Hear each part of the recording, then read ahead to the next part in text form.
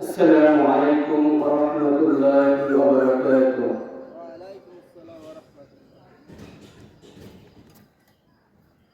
سبحان الله الحمد لله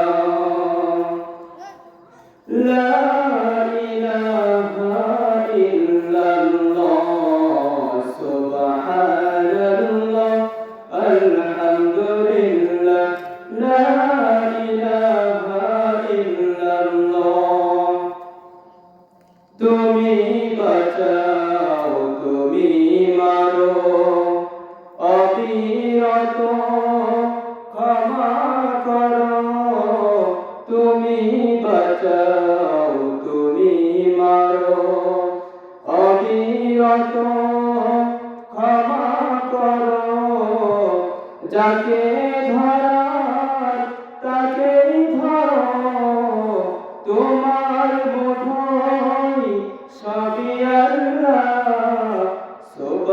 সুবহানাল্লাহ আলহামদুলিল্লাহ লা ইলাহা ইল্লাল্লাহ তোমার জিকে পড়ে অবাক হয় কেমন করে তোমার জিকে পড়ে অবাক হয় কেমন করে খুঁজে না পাই কোনো ভাষা খুঁজে না পাই কোনো ভাষা শুকর গোজার করার আল্লাহ সুবহানাল্লাহ আলহামদুলিল্লাহ লা ইলাহা ইল্লাল্লাহ। আমরা শুকর গুজার করলাম প্রিয় হাজির إن الحمد لله الأكرم الذي خلق الإنسان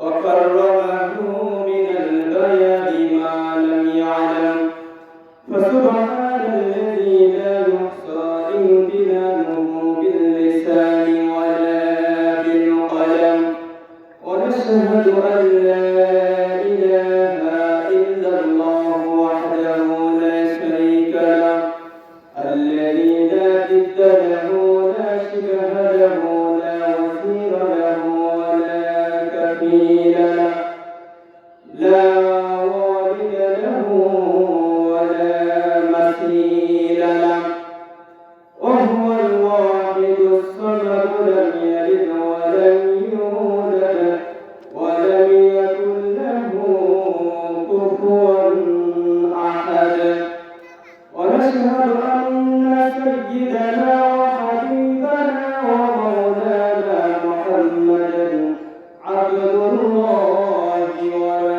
ورسوله أرسله بالحق بشيرا ونذيرا وداعيا إلى الله بإذنه وسراجا وقمرا منيرا فقد قال الله تعالى في كلامه المجيد وفي القرآن الحميد شكرك ربنا أعوذ بالله من الشيطان الرجيم بسم الله الرحمن الرحيم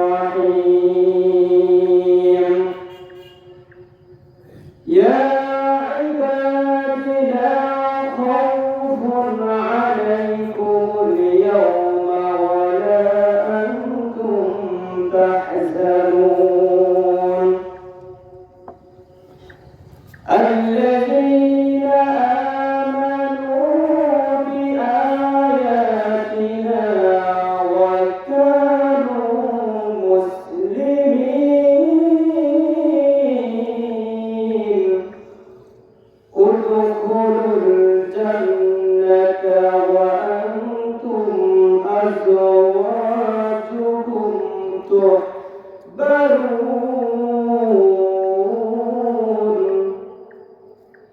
عن أبي هريرة رضي الله تعالى عنه قال قال رسول الله صلى الله عليه وسلم من ضرب قدم عبد في سبيل الله سبحانه وتعالى فتمسه النار.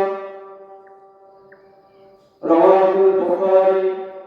وقال رسول الله صلى الله عليه وسلم من قرأ القرآن فاستجهره فحل حلاله وحرم حرامه وشفعه في أهل بيته كلهم قد وجبت له النار. رواه الترمذي. وقال تعالى في شأن محمد رسول الله إن الله وملائكته يصلون على النبي يا أيها الذين آمنوا صلوا عليه وسلموا تسليما.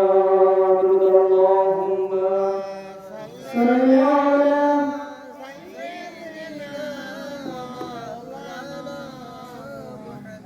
وعلى آل سيدنا شفيعنا محمد.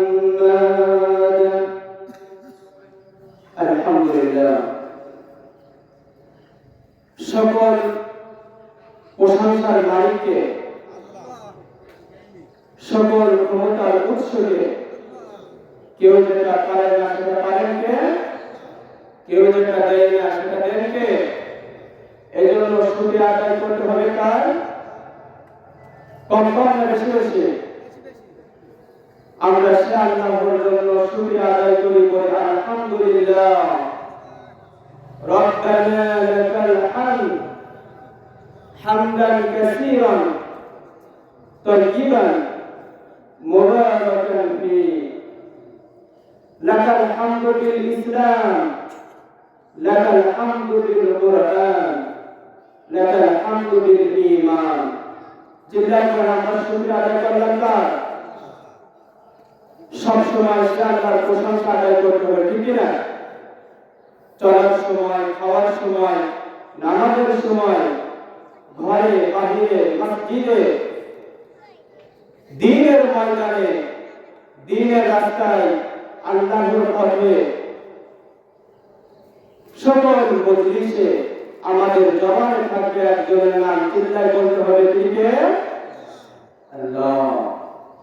যে আল্লাহ আমাকে এই সুন্দর পৃথিবীর ময়দানে সুস্থতার সহিত নেক হায়াতের জিন্দেগি দান করেছেন, ঠিক না? আমার প্রিয় হাজির, আমি আপনাদের সুপরিচিত জ্ঞানী সন্তান।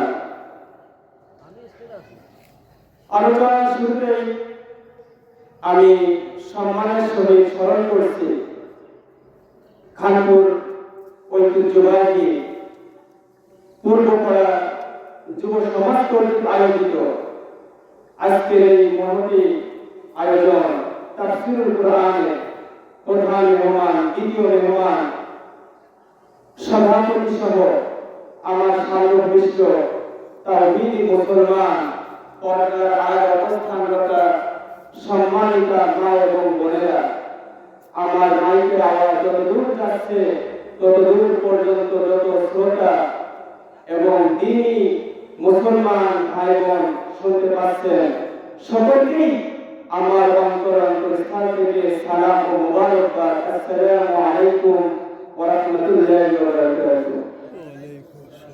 আপনারা সকলে ভালো আছেন তো? আলহামদুলিল্লাহ। আজকে আমরা কথা শুনবো একটি কিতাব থেকে, চিল্লায় বলতে হবে কিতাবটার নাম আল কুরআন।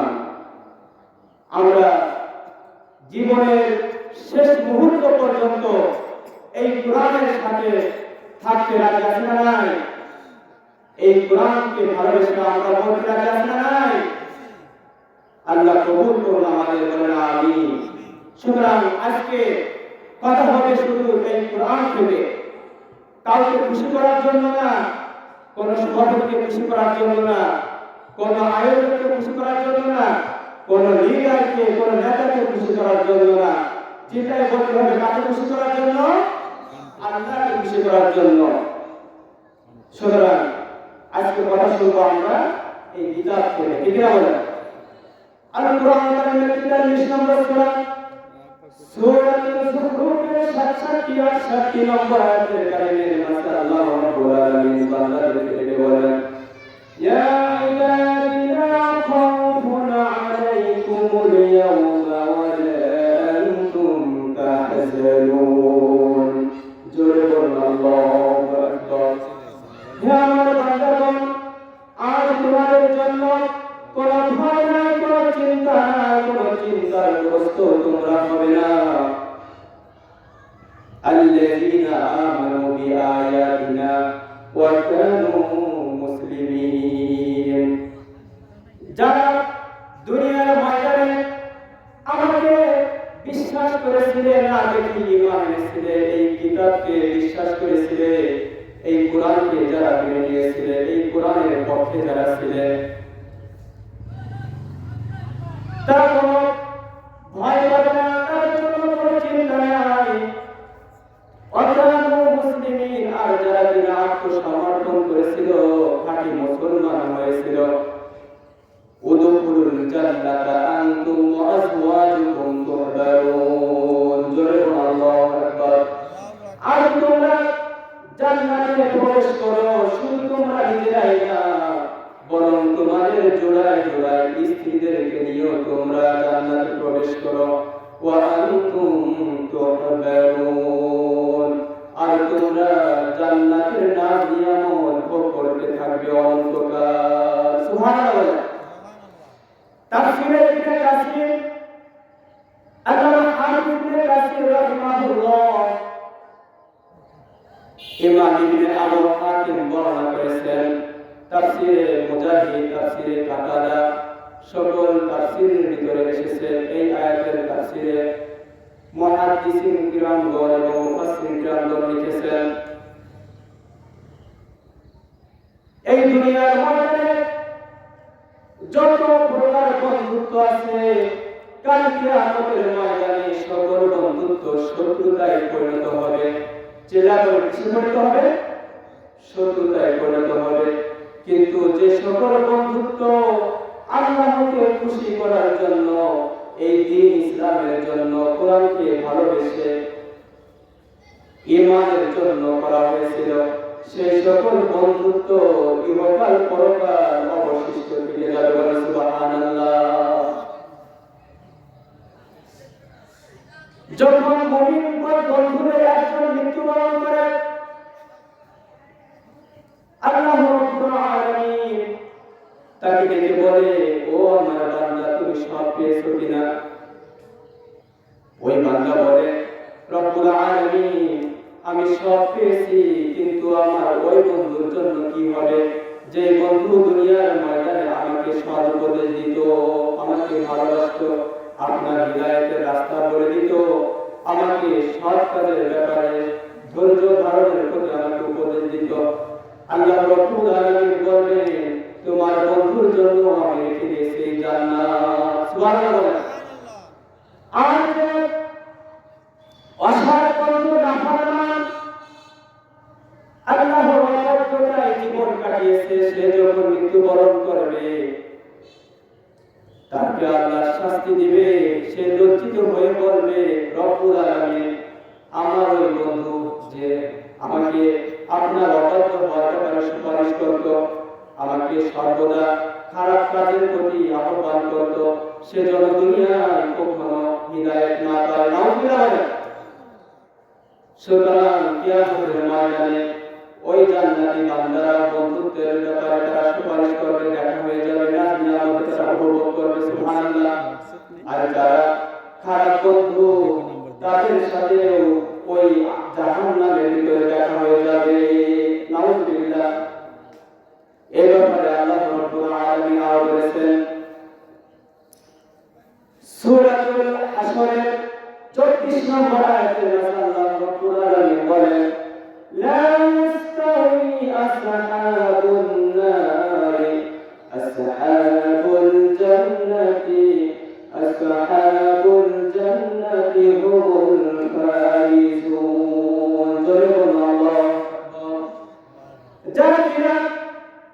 জাহান্নামের অধিবাসী আর যারা জান্নাতের অধিবাসী তারা উভয়ে কি কখনো সমান হতে পারে নাকি? অবশ্যই অবশ্যই জান্নাতের অধিবাসীরা সফল কাম। সুবহানাল্লাহ, ঠিক না? এই জন্য আমরা সবাই এই কোরআনকে ভালোবেসে জান্নাতে যেতে চাই কি চাই না? আমরা সর্বদা এই কোরআনের পক্ষে থাকতে রাজি আছি না নাই?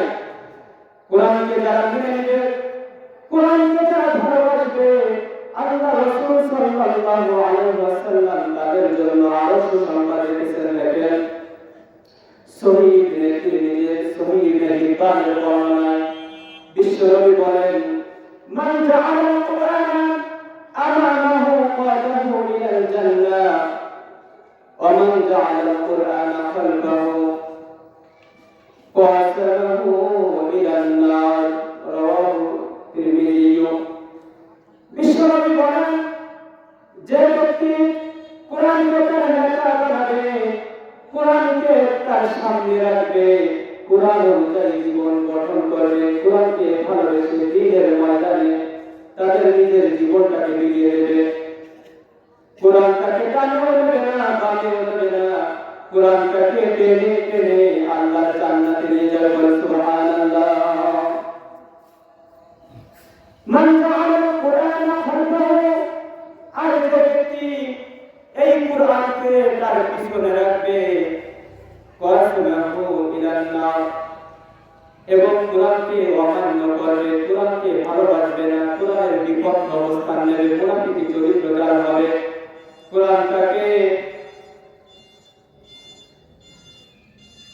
কোরআনটাকে তার বিরুদ্ধে মামলা দায়ের করে আল্লাহর জাহান্নামে তাকে নিয়ে যাবে। বলেন নাউযুবিল্লাহি মিন যালিক। সুতরাং কোরআনকে আমরা নেতা মানতে রাজি আছি না নাই? কোরআনের পক্ষে আমরা থাকবো তো ইনশাআল্লাহ। আল্লাহ রাসূল বলেন, মান সালাকা তরিকান ইয়ালতামিসু ফিহি ইলমান সাহহারাল্লাহু লাহু তরিকান ইলাল জান্নাহ। যে ব্যক্তি এর অর্জন করার জন্য আল্লাহর রাস্তায় পথ চলল, শ্রমদায়ী করল, আল্লাহ রাব্বুল আলামিন জান্নাতে যাওয়ার রাস্তায় চলার জন্য তাকে সহজ করে দেবেন। বলেন সুবহানাল্লাহ। শুরু আল্লাহ রাসূল সাল্লাল্লাহু আলাইহি ওয়াসাল্লাম বলেন,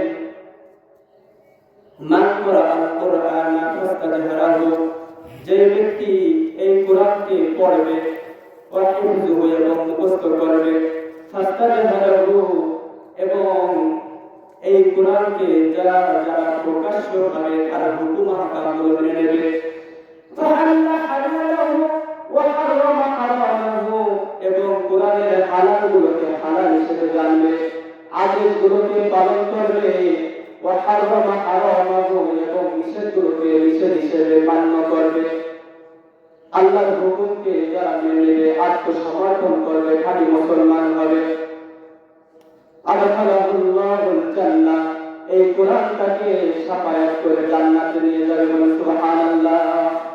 ওয়া শাফাআহু ফি আহলি বাইতিহি, এবং এই কোরআন শাফায়াত করবে, সুপারিশ করবে, শাফায়াত করবে এবং 10 জনের ব্যাপারে, আশরা বাইতিহি কুল্লুহুম ক্বাদ ওয়াজাবাত লাহুন নার, যাদের প্রত্যেকের জন্য জাহান্নাম অবধারিত হয়ে গিয়েছিল। বলেন সুবহানাল্লাহ। সুতরাং আমরা যদি কোরআনের পক্ষে থাকতে পারি, কোরআনের আদেশ আমরা যদি গ্রহণ করি, কোরআনের নিষেধগুলোকে যদি আমরা বর্জন করি, আমরা যদি যা যা কোরআন নিষেধ করেছে সেগুলোকে যদি পরিহার করতে পারি, সকল হারাম থেকে যদি বেঁচে থাকতে পারি, সকল হালালগুলো যদি আমরা অ্যাকসেপ্ট করতে পারি, তাহলে এই কোরআন আমাদের জন্য কিয়ামতের ময়দানে শাফায়াত করে জান্নাতে নিয়ে যাবে। বলেন সুবহানাল্লাহ। সুতরাং এই কোরআন আমরা বেশি বেশি পড়তে রাজি আছি না নাই? সমাধান চাও যদি জীবনে মরণে, দেখে নাও শুনে নাও চোখ রাখো কোরআনে। সমাধান চাও যদি জীবনে মরণে, গোটা খেলালো খোদা হলি কোরআনে। চিন্তা করছি কিনা? তবে পাবে সুখ শান্তির ঠিকানা, তবেই পাবে সুখ শান্তির ঠিকানা, মুক্তি পাবে তুমি তো জাহানে। সমাধান ও সমাধান চাও যদি জীবনে মরণে, দেখে নাও শুনে নাও চোখ রাখো কোরআনে। চিন্তা করো সুবহানাল্লাহ। সুতরাং এই কোরআনকে আমরা ভালোবাসবো, কোরআনকে আমরা মেনে নেব, এই কোরআনকে আমরা আমাদের জীবনে সাজাবো, এই কোরআনকে দিয়ে আমরা পরিবার সাজাবো, নিজের জীবনকে পাল্টে দেবো আলো দিয়ে। বলে ঠিক কিনা? আল্লাহ রাব্বুল আলামিন বলেন, কিতাবুন আনজালনাহু ইলাইকা লিতুখরিজান নাসা মিনাজ যুলুমাতি ইলান নূর। হে রাসূল, এই কোরআনকে আমি আপনার উপর নাযিল করেছি এজন্য যেন আপনি মানুষকে অশ্লীলতা, বিহায়পনা এবং জাহেলিয়াত পাপতা থেকে আলোর দিকে বের করে আনতে পারেন। সুবহানাল্লাহ। এটা আওয়াজ দিয়ে বলেন সুবহানাল্লাহ। প্রিয় হাজির, এজন্য আমরা কোরআনের আইনকে মেনে নিব, কোরআনের আইন দিয়ে আমরা সমাজ চালাবো, কোরআনের আইন দিয়ে আমরা নিজের জীবনকে চালাবো, কোরআনের আইন দিয়ে আমরা আমাদের পরিবারকে সাজাবো, এই কোরআন দিয়ে আমরা আমাদের রাষ্ট্র এবং সংবিধানকে সাজাবো। চিন্তা করেন ঠিক কিনা? প্রিয় হাজির, এই কোরআনের পক্ষে আমাদের আজীবন থাকতে হবে। কোরআনের বিরুদ্ধে গেলে কোরআন তার বিরুদ্ধে মামলা দায়ের করবে। রোজ আসরে কোরআন তার বিরুদ্ধে মামলা দায়ের করলে, আল্লাহ রাসূল মামলা দায়ের করলে বাঁচার কোনো উপায় আছে? বলেন, কোনো উপায় নাই। নির্ঘাত শরীর নির্ঘাত অগ্নিকণ্ড সাকার সাই হতারা দোজখ আমাদের জন্য আল্লাহ রেখে দিয়েছেন। নাউযুবিল্লাহি মিন যালিক। আল্লাহ আমাদের জাহান্নাম থেকে বাঁচাবেন। সুবহানাল্লাহ। আমিন। প্রিয় হাজির, এজন্য আমরা কোরআনের আইনকে ভালোবাসবো। এই কোরআনের বিরুদ্ধে অবস্থান নিয়ে তাদের কথা আল্লাহ সূরাতুত তাহা 122 নম্বর 24 25 26 নম্বর আয়াত আল্লাহ রাব্বুল আলামিন কি বলেন দেখেন, ওয়ামান আ'রাদা আন যিকরি ফাইন্না লাহু মাঈশাতান দানকা ওয়া নাহশুরুহু ইয়াওমাল কিয়ামাতি আ'মা।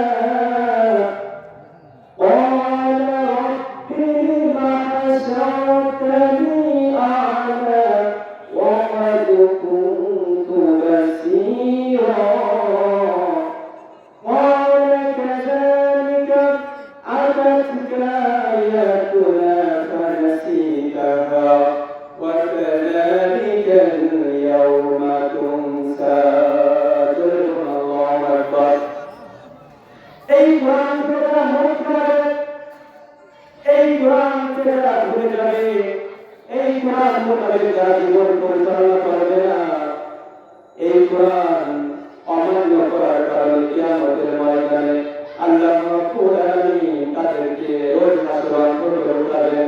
তারা বলবে, রব্বুল আলামিন, আমি তো দুনিয়ায় চক্ষু সমান ছিলাম, আমি তো চোখে দেখতাম, কেন আমাকে অন্ধ করে উঠাইলেন?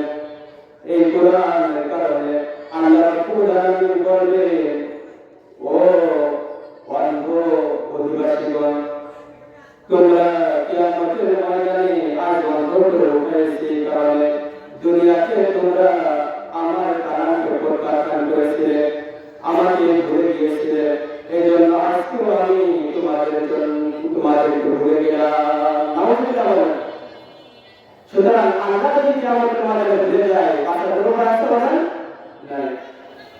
আল্লাহ রাব্বুল আলামিন বলেন, আও আন্নামা ফিল আরদি মিন শাজারাতিন আ'লামু ওয়াল বাহরু ইয়ামুদ্দুহু মিন বা'দিহি সাব'াতু আবহুরিন মা নাফিদাত কালিমাতুল্লাহ ইন্নাল্লাহা আযীজুন হাকীম। জোরে বলুন আল্লাহু আকবার।